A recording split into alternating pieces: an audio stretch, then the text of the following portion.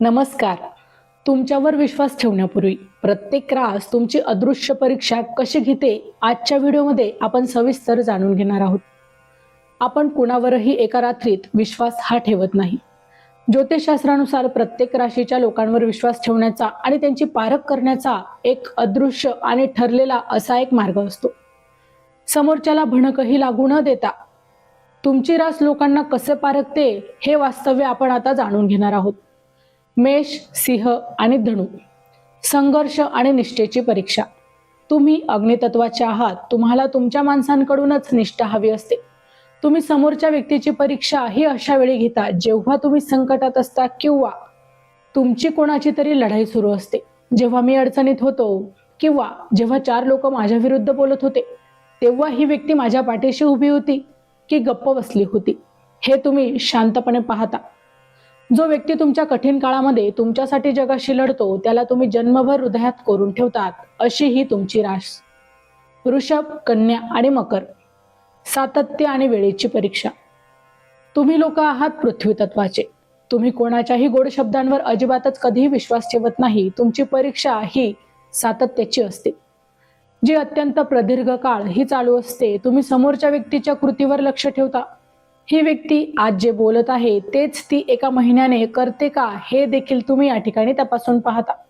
तुमच्यासाठी वेळेचा आणि शब्दांचे पक्के असलेले लोकच तुम्हाला महत्वाचे असतात. तुमचा विश्वास जिंकायला लोकांना कित्येक महिने किंवा अगदी वर्ष देखील लागू शकतात.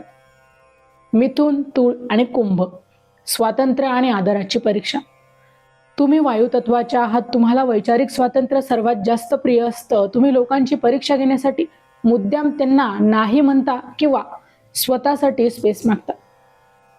जेव्हा तुम्ही एखाद्या व्यक्तीला वेळ देऊ शकत नाही किंवा एखाद्या गोष्टीला नकार देता तेव्हा ती व्यक्ती किती रागावते किंवा तुमच्या स्वातंत्र्याचा किती आदर करते हे देखील तुम्ही बारकाईने पाहत असतात.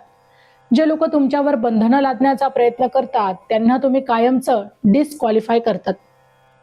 कर्क, वृश्चिक आणि मीन. संवेदनशीलता आणि सहानुभूतीची परीक्षा. तुम्ही लोक आहात जलतत्वाचे.